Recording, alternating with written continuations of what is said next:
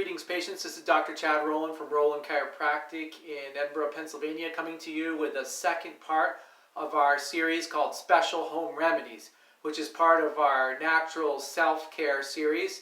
And today we're going to talk a little bit further about different things that you can do at home to take care of yourself and how they can fit into your whole home healthcare regimen. So first of all, I want to mention, we talked about it last video, but about using common sense. If you hear about some home remedy and it just doesn't make sense to you, or it seems kind of extreme, or the claims are exaggerated, take extra time reviewing that to make sure that it's the right thing and that it's going to be safe and it's going to be effective for you. A lot of home remedies, if you're talking about, hey, is it safe to drink extra water? Is it safe to get get appropriate sleep? Is it safe to do those exercises? And do deep breathing practice? In most cases, those have minimal, if any, side effects unless they're done to an extreme. And doing anything to an extreme can sometimes be unhealthy. But you can rest assured that you're not going to hurt yourself. And in fact, you're just going to get lots of benefits for a low cost and some effort. If it's something, though, that it looks like, oh, this claim is being made so that they're selling a product, or it just doesn't sound sensible. Now, while I do believe in a lot of very good benefits from natural home remedies, and I think many of them out there are underrated, and in fact people say, well, is that really going to do anything? Well, look into it, because many of them do, and there's always an opportunity to heal your body from some problem that you're having, and you could find out some benefits that you just didn't realize. And a lot of the main medical system doesn't promote those natural remedies. They'll say, well, they're unproven, but in many cases it's because they don't really have a very big profit margin, and you're just not going to make a lot of money from them. So while you can try them on your own and find different help, is something to consider. Is it common sense? Does it seem really strange and odd or extreme?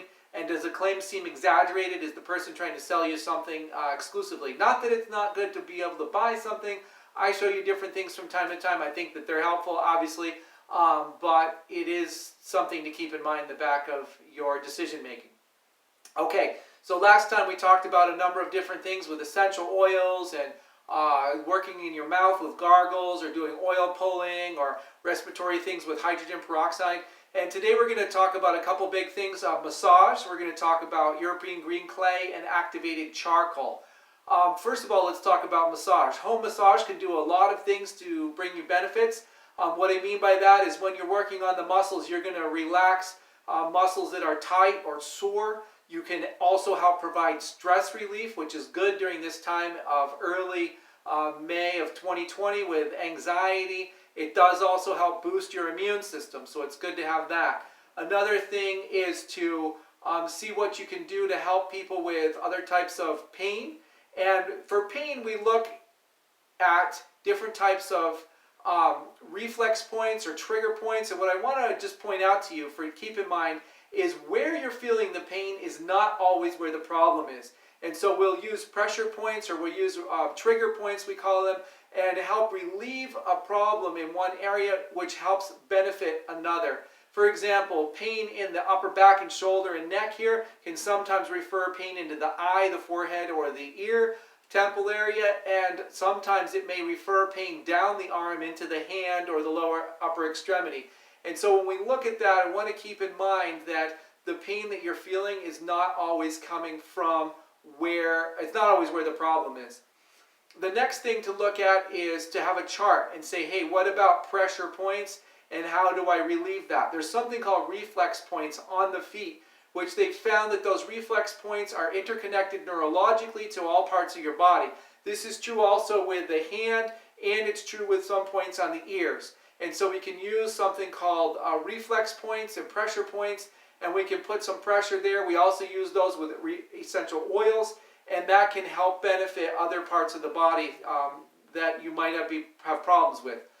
Another thing that you can do when you're helping someone is you can use different types of tools to help relax their muscles or help stretch them. And sometimes somebody can do that on their own. Sometimes they need assistance with that. Let me just show you a couple of tools that we use.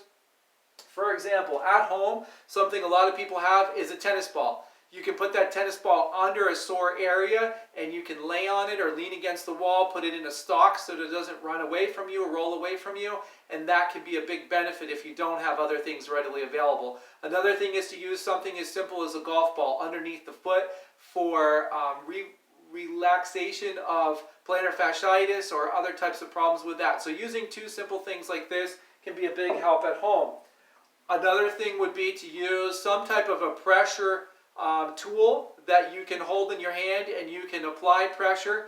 I use different things here at the office, and I'm sure you can find some at home, or you can purchase something like this that doesn't cost too much. It's available in many different places, and it lasts a long time. So having these in your home care kit. I actually did a 4-part series at the library last year about musculoskeletal care. Went through a lot of different treatments, starting with the head and neck, and then upper extremities and body, lower extremities, and then special conditions. And I demonstrated and taught people how to take care of the different problems they're going to find and use a lot of these tools, and then actually assemble a home care kit, which if you are going to try to take care of yourself at home, whether it's essential oils, a first aid kit, a musculoskeletal care kit, a lot of these things can be put together in your home care package, and it will benefit you and your family for years to come. Another thing would be to use some type of a massage roller. This little particular roller is very nice. You can go over the clothing or directly on the skin. Simply wash it afterwards. It's a great massage tool that I recommend having something like that at your home. Other rollers that we use would be having a massage roller like this.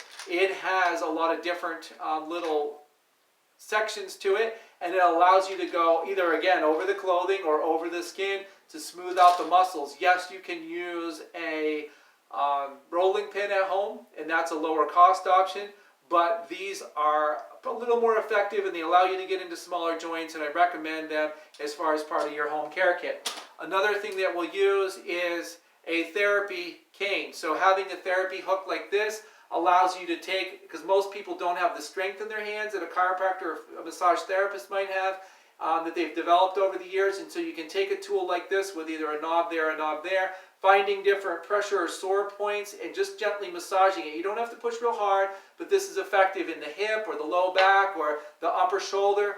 And then when you're trying to do therapy care for yourself, if you can't reach a certain spot, this allows you to go around behind, find that sore spot on the rotator cuff or the middle of the back, the small of the back, the base of the neck up here, and be able to use that therapy cane in multiple different ways to find a trigger point or a sore muscle spot and release it. It's not as much designed for massaging the area, which somebody else could do for you, but just to release that trigger point. You hold it, and I can explain more sometime, or you can find information specifically about TheraCane or other types of tools like that online. The next thing we're going to talk about is what about topical liniments or muscle rubs. There's a number of different products out there, and I'm going to show you just a few of those. One of the common ones that you'll see around is Biofreeze. Biofreeze has a cold feeling to it, but it's not just a muscle rub. It actually has herbs in it like arnica and boswellia, which help reduce inflammation and soreness and can help promote healing. So this is a gel, and it is a cold feeling. Another one that we use commonly is this Sombra. And Sombra, some people like better. We do sell it in our office. It has more of a warm feeling, and it's more like a lotion. So it would be more for massaging and more like a cream or a lotion. And some people prefer this particular remedy. Now, of course, you can make a number of those at home. You can use essential oils, like we use peppermint. So if somebody wanted something for a headache or a sinus remedy, we often would use peppermint and rosemary and eucalyptus and maybe a little tea tree. Mix it in with some Sombra or some CBD oil and maybe a little coconut oil, and then you have a very nice home remedy. I tend to mix it up as we go and not in advance, although you certainly could do that. And then apply it, the temples, the forehead, the back of the neck, the sinuses. Of course, keep it out of sensitive and delicate areas of the body, the eyes and other areas. And that's something that you can get some big benefits from, and you can make some home remedies. Now, whenever you're buying products like essential oils or liniments, take a look and see what kind of chemicals that they have in there. Try to get as natural as possible. Also look for quality. This is a middle-of-the-road essential oil. There are some that are much better and more expensive, and there are some that are just not very worthwhile, and they're much cheaper. So you want to keep that in mind. You often get what you pay for, and think about what are you using it for. Are you just using it for aromatherapy where you want to smell it, or do you really want therapeutic benefits from it as you apply it to your body? Now, if you're using essential oils, you can apply it to different points in the feet, and you can get charts for that to show what reflex points. Usually you want to use a carrier oil, as I told in my last video, and just be careful of, especially for young children or babies, there's certain restrictions that you want to have for that. Another type of home care would be using skin brushing, and we use skin brushing to help modulate the nervous system. So if somebody's anxious, sometimes you see little kids scratching, or they have other types of behaviors like that, taking out a skin brush and stimulating their skin lightly, a gentle, nice brush, does a lot to help calm down the nervous system because of that feedback and rebalance it. If someone has kind of a lethargic feeling and they want to stimulate their immune system and give themselves a little more energy, then using a skin brush, which I do in the shower a couple times a week, go over your whole body, brush your skin. Your skin is the largest immune organ. It blocks and helps defend your body, but it also is the largest sensory organ with how it covers your body and provides a lot of different benefits. So you want to take care of it and put those things on there. It's just good for a number of different things to do skin brushing from time to time. Coming back to other liniments, well, what would be something else? We also use some healing liniments. So something that has comfrey in it. This particular one is going to have comfrey, but it also has carrier oils of beeswax and coconut oil. So you put those together and you're going to get some, or olive oil, and you're going to get some benefits. Now, comfrey has long been used for healing bones and other wounds. And so that's something, you don't take it internally, you just put it on externally. You don't really feel it working, but over time it does and has been known to have healing properties. Another one for skin conditions would be something like calendula. Calendula is something, again, in a carrier of either coconut or beeswax or olive oil, is going to help a lot of skin conditions, perhaps some rashes and other things like that as your body is trying to heal itself. And that's something to keep in mind with a particular type of salve that you might want to use. So there's a lot of different ways to use herbs and to use liniments and to help the outside of the body. As you know, in some of my other videos, I also recommend taking things internally. So you're taking things to help you feel better, you're taking things to promote healing, you're taking things internally for both of those reasons, and then you're doing manual therapies and other types of home remedies. And when you put all those together, it's really beneficial for taking care of a lot of things that you might encounter in your health challenges. It's good for your family, obviously your children, and so forth. But it's also really helpful to know them in advance and have some kind of a manual or directory that you can think, oh, I can look back at that, or I've practiced this, or I understand that. So if you have a true health challenge or problem, that you're able to think back on something you've practiced in the past, and it's not something that you're just trying to invent and discover as you go. Although, I certainly encourage people to try that. Keep in mind, do not use replacements at home therapy for something that should be dealt with in an emergency room. If it's a really major problem, talk to your medical doctor, consider going to the emergency room or urgent care, and don't just neglect modern medical care in lieu of home care. Sometimes home care might be all that you have, but you want to make sure that you're not putting yourself in jeopardy by treating at home, which I do with a lot of different things, and I really advocate for that. But I don't want to put myself in jeopardy when it's more appropriate to be treated at the hospital or for some type of urgent care. Now, two other big things I'm going to talk to you about are European green clay and activated charcoal. Let's talk about the clay first. And while I'm thinking of it, there is a DVD. This is the cover of what I have here, Miraculous Power of Green Clay. I have DVDs in my office that come from our supplier for this, and if anybody places an order and puts a request in, or if they stop by the office and they ask for one or put a vitamin request in, order in, we will give you a free copy of this DVD, by that method. This is what the European green clay looks like. It's a fine powder, and here's an example of what it is, European green clay. And that's something that comes as a powder, but in bulk, but it also comes in a capsule form. So we get it through there, and some people don't like taking it in a powder. How would one take it in a powder? Well, first of all, what's it good for? It has a lot of vital minerals: calcium, magnesium, phosphorus, potassium, zinc, silicon, selenium, iron, copper, and cobalt. I'm sure among others. It seems to help with infections, especially with digestive issues, calming the stomach, cleansing and detoxifying the intestinal tract. It helps pull heavy metals from the body and other toxins. And it can be used externally for first aid, for treatment for burns or for sprains, for insect bites, and it does promote healing of different skin problems. How would I use it? I mix it in a bunch of water, either as a paste, put it on an area, cover that, as I mentioned, it would say a poultice, we call it, we put a paste on there, either with cheesecloth or just directly on the skin, cover it with wet paper towels. I cover that maybe with a saran wrap and then some other type of wrap to hold it in place. I don't ever want to let it dry out. So I use this European green clay for a number of different things, and it's way beyond the scope of this video to tell you about all those things and how to use them. That's why there's a DVD specifically for that, or you can find help for it online or in reference materials. How do I take it internally? I mix it into distilled water. It shouldn't touch things like metal or be stored wet in plastic because it will absorb those different ingredients of those compounds. What's better, if it's wet, you want to store it only in glass. And if it's dry, you can store it either in plastic or in glass. You're going to use a plastic spoon when it's dry to put it in and mix it up. You would have that. Now, if you're taking it internally, you put it in a glass, you put distilled water in it, and you let it sit overnight. Then you can drink the water off the top. You're going to get a lot of the benefits from it. If you're brave or you want to move up to that next level, you're going to swish it and you're going to drink the slurry as well. That slurry helps with more advanced things, and it's a little more effective.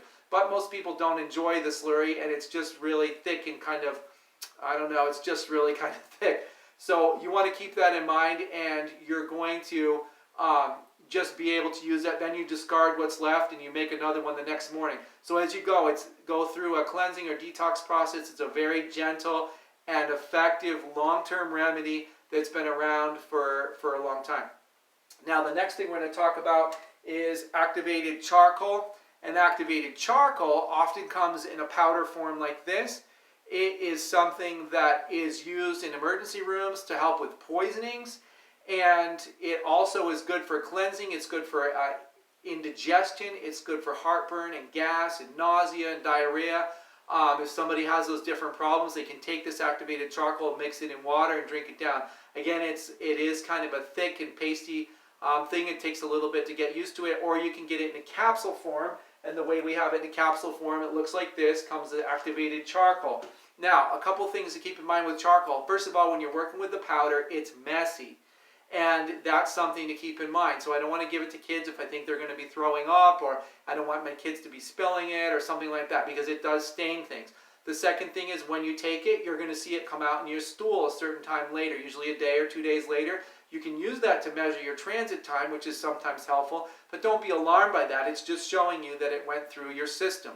Another thing that's really important to keep in mind is you're going to take your charcoal away from vitamins or other supplements. Why do I say that? Because the charcoal absorbs drugs and other chemicals. And so they use it in the emergency room when somebody is overdosed. Now, if you have an overdose or some toxic problem and that's the only option you have, you can look to your charcoal. But you want to make sure that you're contacting 911, calling the poison center, and that you're going to your nearest emergency room. If you have some type of a poisoning situation, you can talk to them about taking charcoal and then find out what would be a better modern healthcare treatment if that's available.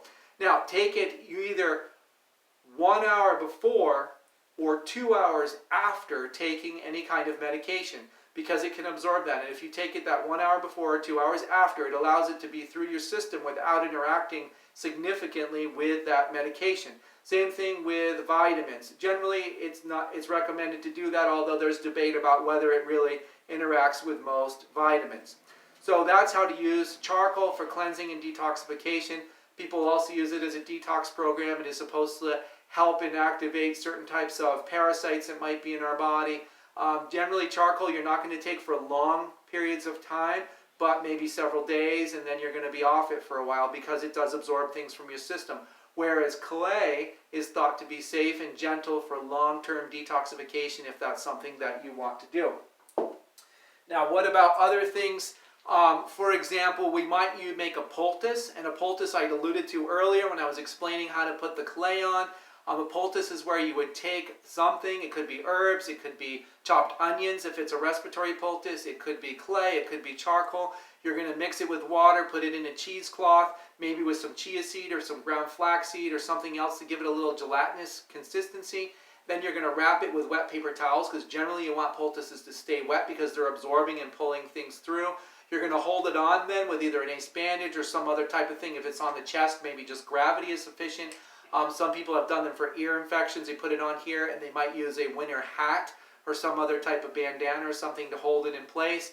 And it helps with many of those different things. So when you look at poultices, that's something to be aware of, is poultices can be used, and they have for centuries, to draw things out of the body and to help detoxify even internal organs and other parts. Again, I'm not saying don't talk to your doctor, don't go to the emergency room, but what I'm saying is there's a number of advanced therapies that can be used at home for certain types of problems that people might have. They take some effort, and that's one of the big things to be aware of, but you can get some really good results from them.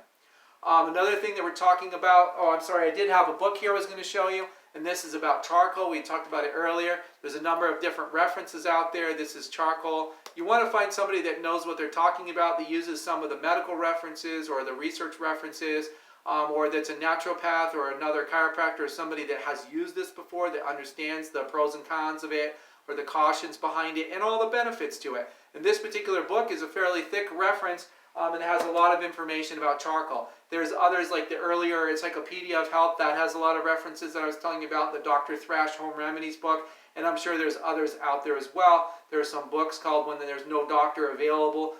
That's something to keep in mind, or when there's no dentist available, because you can use some of those home remedies to help with those ailments if you're truly in a spot where you can't get medical care, or this is something that you want to use for your own personal care. Now let's talk finally about cleansing and detoxification. I discussed that in the issue of charcoal, the issue of European green clay. Another thing is to look at Parasite Cleanses. This particular product is called Parashield. And Parashield, well, what's in it? It has in it black walnut, wormwood, grapefruit, olive leaf, paw d'arco, black cumin seed, and garlic. And there's a number of other special herbs that are used commonly for parasite cleanses or for deactivation of different types of problems in your intestinal tract. And what you would often do is you might take this for a couple of weeks, and then you would be off it for a couple of weeks, and then you're back on it for a couple of weeks, and then you're done. I had somebody that went on a hunting trip out in Colorado, came back, he was having a lot of GI problems. He did a system like that and came in, he said, oh, it helped him so much. In fact, even just the first couple of days being on it, he noticed significant relief. And again, we interact that with the clay and the charcoal in order to get a more thorough and gentle but very beneficial way to help remove some types of parasites. Now, I'm not saying as a chiropractor that that's what I do. These help support your body, and they help it to be able to rid and eradicate those problems on their own. They're constantly trying, but sometimes they need a little extra help, a little extra support. So that's something that you can use. Now, there's other types of products like this, but you need to be aware of what the ingredients are, how they're going to affect you, and any types of caution or contraindications that might be involved. So I hope you enjoyed our little review here of massage, different types of topical liniments that you can use, the clay, the activated charcoal, poultices, and of course cleansing and detoxifying here at the end. As always, I'm not your medical doctor. If you want to work with us, you'd have to contact us. I don't know your special situation, so this is educational information, although it is typically what I do for my own family and my own self. I just wanted to let you know this is not to diagnose, treat, prevent, or cure any diseases that you might have. And if it's something you're interested in doing, some of the testing that we offer through the laboratory work in the office or some of the nutritional programming, you can contact us for that. We're at Rolland, R-O-L-L-A-N-D, health.com. That's our website. You can also contact our office, 814-734-5000. I hope that this has given you good information. As you know, this is for educational purposes, and I hope you're able to put it to good use for yourself. Until next time, this is Dr. Chad Rolland wishing you the best of health and happiness.